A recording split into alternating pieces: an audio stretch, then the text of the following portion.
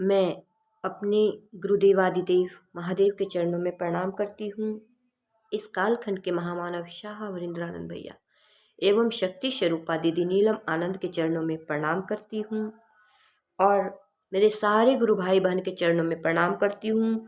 जो भी इस वीडियो को देख रहे हैं, इस वाणी को सुन रहे हैं, साहब के अनमिल आखर के पुस्तक की वाणी को सुन रहे, उन सभी के चरणों में मैं प्रणाम करती हूँ। मेरा प्रणाम स्वीकार करें।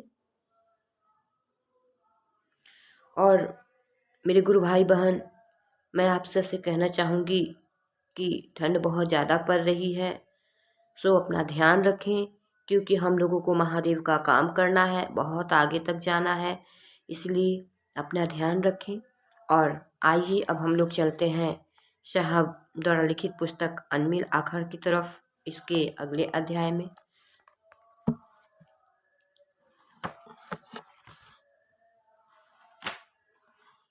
हम लोगों ने कल सुना था प्राककथन। आज हम लोग चलते हैं दो शब्द। साहब हमारे हम लोगों के लिए इस दो शब्द के रूप में कुछ सौगात दिए हैं, सो हम सब सुनते हैं। प्रस्तुत है पुस्तक को मेरी आध्यात्मिक यात्रा के कतिपय अंश के साथ मेरी पुत्री अनुनीता लवली ने आलेखित किया है। पुस्तक में उल्लिखित घटनाओं का सूत्रधार मुझे किसी भी परिस्थिति में नहीं समझेंगे, ना ही मेरी धर्मपत्नी राजमणि नीलम को। 1974 में भगवान शिव को गुरु मानने के बाद मैंने पाया कि कुछ भी अप्रत्याशित करने के लिए जिसे आप अलौकिक या मंत्र तंत्र की संज्ञा देते हैं, उन घटनाओं के पीछे न मंत्रों का खेल है न तंत्र का। बस इतना कह सकता हूँ कि दूसरों का कल्याण करने में शिव अपने शिष्यों की मदद करते हैं और इसके लिए किसी प्रयास की आवश्यकता नहीं है। मात्र शेष बचता है शिव से आपका सानिध्य।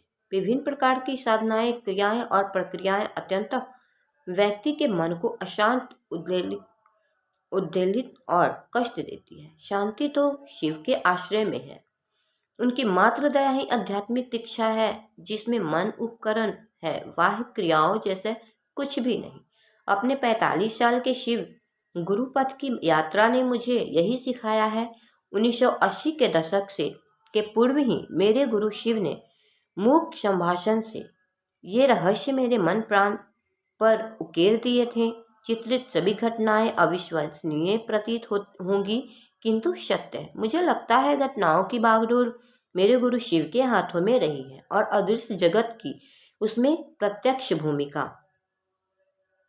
मेरे लौकिक जीवन के 70 वर्ष बीत चुके हैं। ये 70 वर्ष नहीं थे हादसों और साजिशों की वारिस, लोगों के तंज, उनकी तलखियां, परिस्थितियों की नागफनी जैसे बड़ी बड़ी कांटों की चुभन और अनेक व्यथा कथा ने वसंत को आने नहीं दिया। बस शमशेर जी की वही पंक्ति, जमाने में तो अपना जब तलक ये जीना होना है, तुम्हारी चोटें होनी है, हमारा सीना होना है। फिर भी भगवान शिव की दया से उत्पन्न अंतः प्रेरणा, अलौकिक आह्लाद और उन्मेष से संजात आध्यात्मिक आंतरिक अनुशासन की वजह से जीवन के बेमौसम बहार आती रही। 1980 के दशक से बस एक संकल्प लिए चल रहा हूं कि एक एक व्यक्ति में शिव के गुरुपद की जड़ें जमा सकूं और उनके जीवन में सुरभित पुष्प खिला सकूं।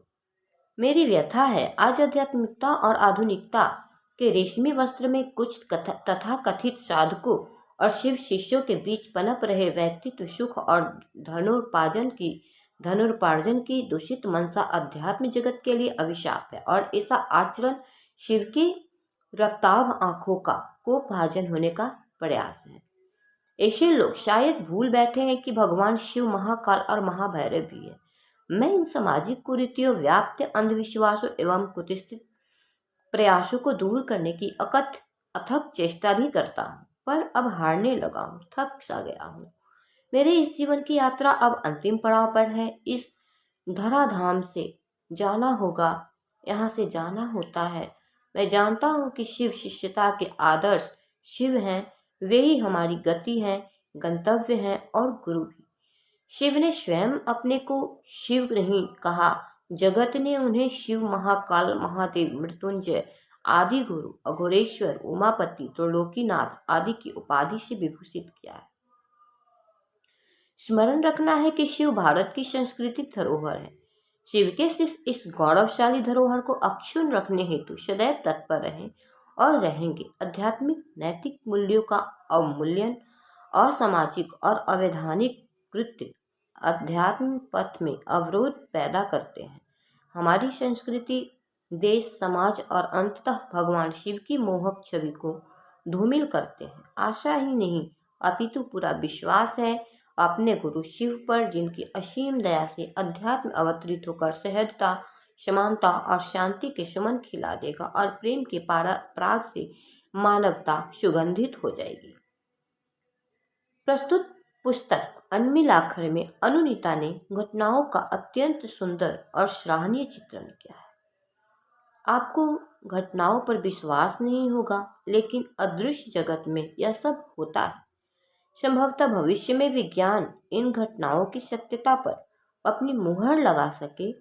मेरा पाठकों से भी आग्रह है कि इस दुनिया में रहें, किंतु इस दुनिया में होकर नहीं रह जाएं।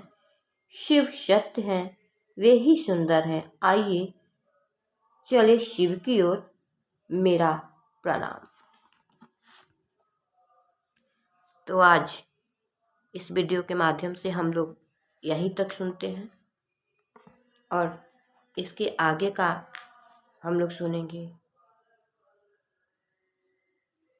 हमारी दीदी माँ नीलम आनंद के लिए भी कुछ लाइन लिखा गया है, मैं इसे भी सुनाती हूँ।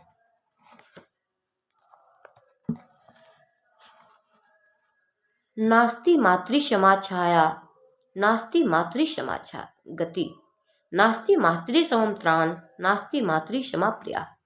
माता के समान कोई छाया नहीं है, माता के समान कोई सहारा नहीं है, माता के समान कोई रक्षक नहीं है और माता के समान कोई प्रिय चीज नहीं है।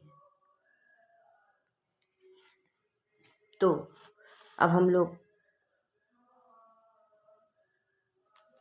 इसी के साथ इस अध्याय को समाप्त करते हैं और मिलते हैं अगले वीडियो में अगले अध्याय के साथ।